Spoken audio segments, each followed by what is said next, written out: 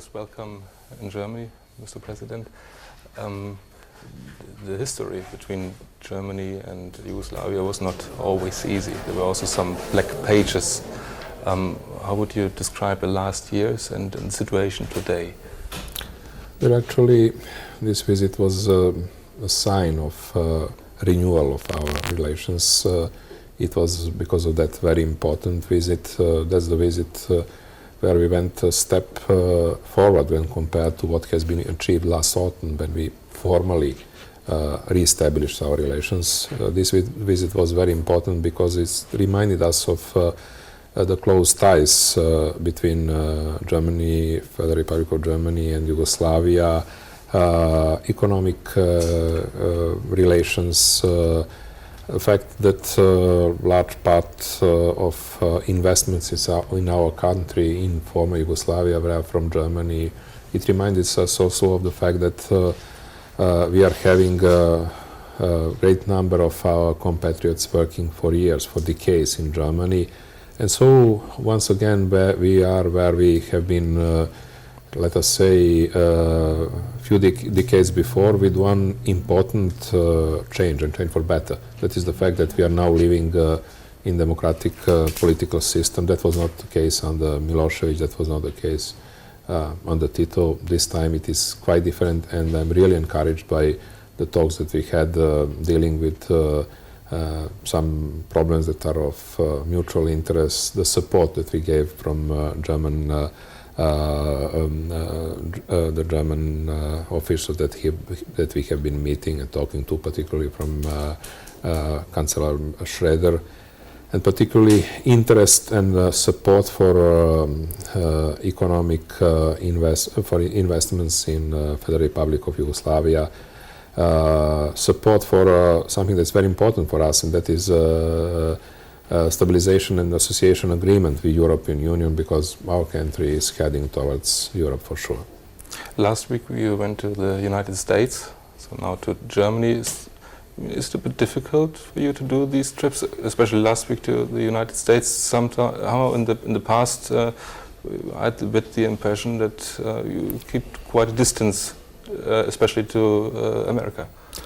Well, actually, that visit was very important and far from being unpleasant. We are looking to the future. We are aware of something that made problems in our relations, and in that respect I'm speaking about the States. I particularly have in mind the experience with NATO campaign in Yugoslavia in 1999. But there we met new people in White House. The American president that himself asked the question about the consequences of the bombing of Yugoslavia, of the victims, of the damage, of the anti-American attitudes, possibly. I'd answered, and I was really surprised by that openness, and I answered that, of course, we are looking to the future. Our relations with the United States are very important. There are things that one cannot forget, but we are not thinking in terms of past, but future. And because of that, I was encouraged by those talks that we had in Washington. I was also encouraged by the talks that we had in Germany. Both of them are very important for our relations with the United States and for our relations with Europe, and within Europe, particularly Germany. But there's still also pressure coming from the West, I guess. So yes. I had also the impression last week in the United States that from your side there were some new signs, for example, towards the Hague item. Well, there are pressures, but you can cope with pressures the moment you put everything in legal frame. And that's what we are doing. And that's what particularly I'm doing, trying actually to find always something that is above the will, the intentions, or good or bad intentions of the particular regimes of the people. That is the law. And we tried, and we are looking for solution in these relations, including the Hague Tribunal, through some normal legal procedure. We are actually planning to, by the end of May, to adopt a law on the cooperation with the Hague Tribunal by the federal government. It would be later on put into procedure before the parliament. When one talks about procedure, one has in mind that actually the specific rules that must go through in order for the cooperation with the Hague Tribunal. And that, when it comes to that, the situation is much easier for us. There is now the former president, Slobodan Milosevic, in prison. So I guess you heard quite often the question as well, how long will he stay in Serbia, especially if you change the constitution now? Well, speaking about that case and not engaging in detail, the prevailing opinion in Serbia and the prevailing opinion in democratic opposition in Serbia, ruling coalition in Serbia, is in favor of putting Milosevic before justice, before our courts. It's very important because we consider his responsibility to be the highest to our public.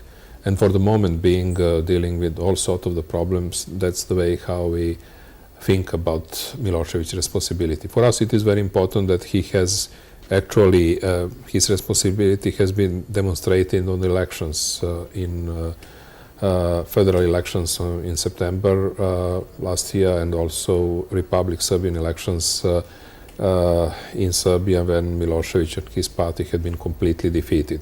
Now we are coming to the court, and of course our priority is actually to deal with that case through our national judiciary and courts. It took quite a long time until Milosevic got arrested, and there are people saying maybe there was something like a deal.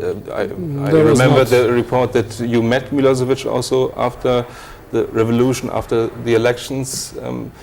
Is there something true about it? Or? No, I met him because we were not in favor of revolution, of civil war within the country. Actually, we were in favor of something that happened in Belgrade on the 5th of October, and that is peaceful revolution. And that's what we achieved. In order to achieve it, we had to have a normal dialogue with our rivals, and that's what happened.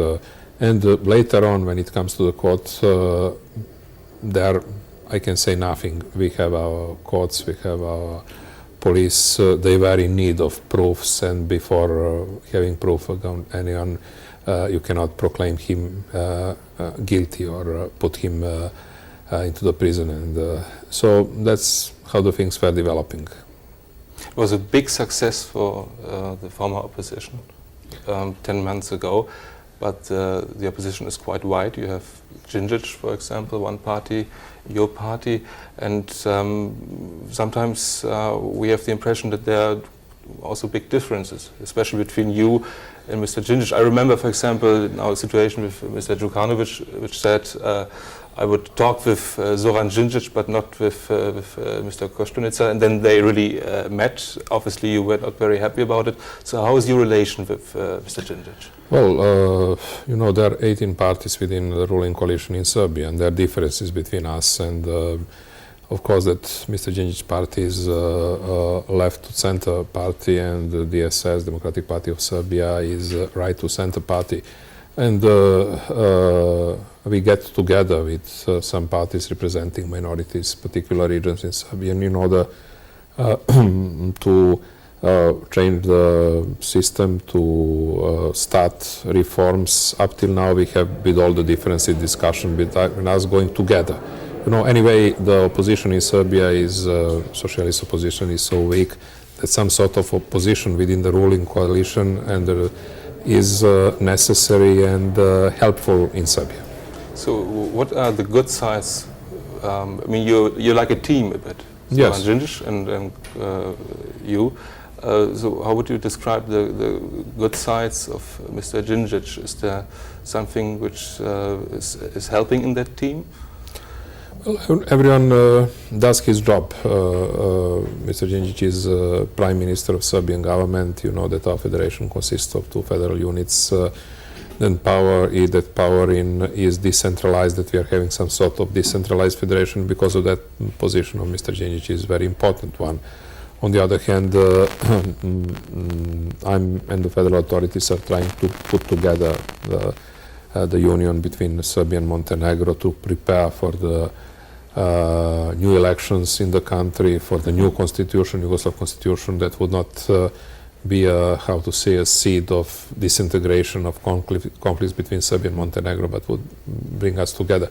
And so we are having actually some sort of division of the functions of the jobs, and that's how the things are functioning now. With all the differences, something that one mostly points out in my career and in my doing my job as a federal president is that I pay special regard to something that is called rule of law and legality. And maybe there are some people that are less, how to say, patient than I am in respecting the rule of law. But taken all together, I think that up till now those differences between us have been productive and not counterproductive. And the population, is the population patient?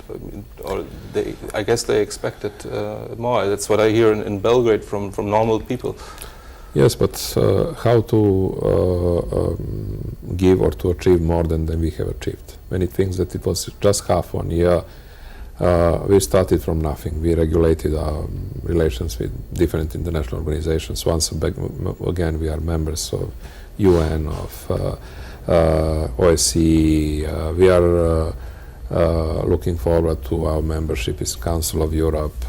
We are International Monetary Fund member. From a few days ago, we are in World Bank once again.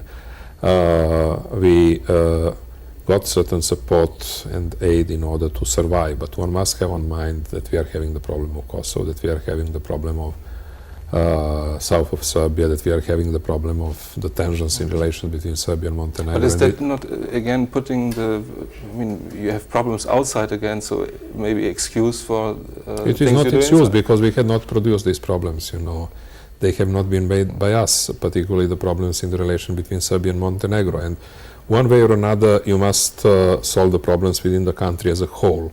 You cannot go to many of the necessary legislative reforms, for example, in Serbia, unless you have clear situation within the federation. And because of that, some of our programs have been postponed, but taken all together, with the damage that we had, you must have in mind that actually that damage only of NATO campaign is about $30 billion.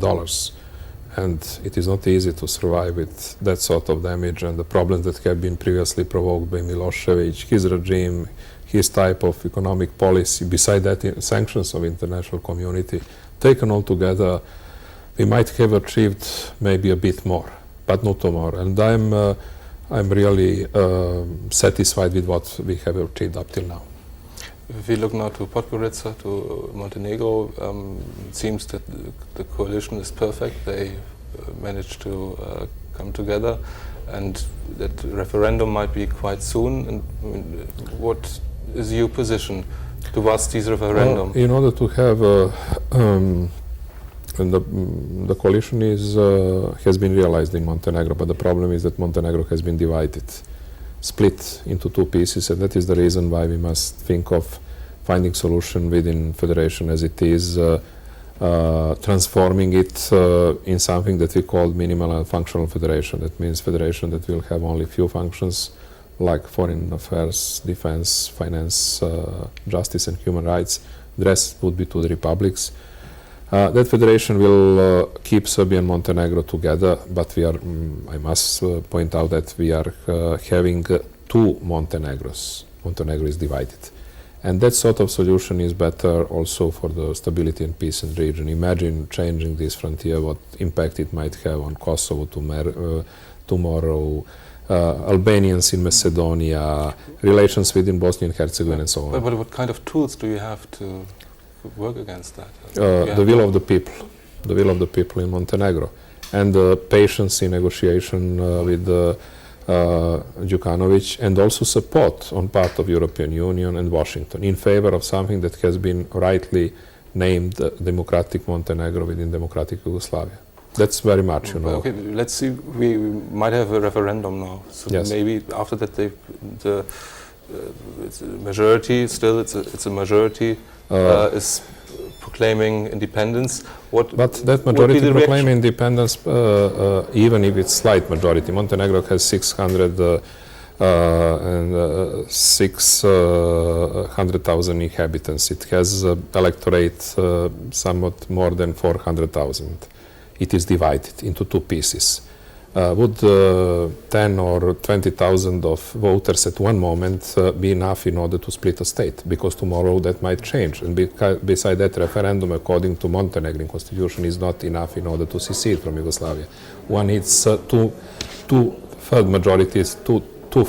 So you wouldn't accept it? You wouldn't accept if... I would accept authorities in Montenegro are respecting Montenegrin constitution. In that case, referendum is not enough.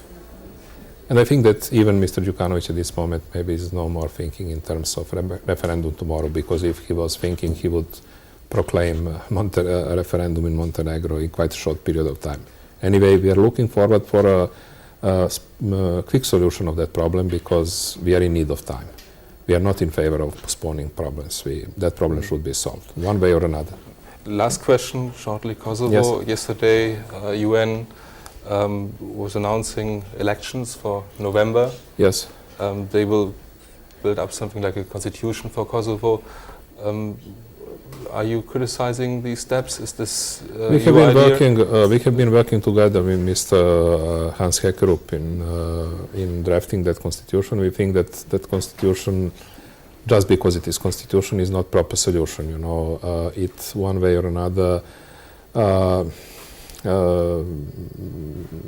gives the impression that the problem, the legal solution of Kosovo has already been formulated. We are in need of transitional institutions according to Resolution 1244. Just putting in the name of this document, Constitution, Hekkerup has violated in some way Resolution 1244, and then there are not enough guarantees for Serbian and non-Albanian minorities there. We shall go in discussion with UNMIK and Mr. Hekkerup the way as we did now, because it is in our interest that the Serbs and non-Albanians take part in these elections. And beside that, it's very important to have safety and the IDPs coming back to Kosovo. One must have in mind that out of the Serb and non-Albanian population, 2/3 of that population left Kosovo, and just 1/3 remained at Kosovo. So we'll keep on discussing that. But if you see now, we have custom controls on the border between Serbia and Kosovo. Well, we have a president maybe in a few months. These custom controls are not in accordance with the Resolution 1244, because Kosovo is not an independent entity. It is a part of Yugoslavia governed at this moment by international community and its civil and military presence. Mr. Koštunica, thank you very much. Yes, you're welcome. Have a good flight. Yes. Estamos a derailed. Estamos a derailed.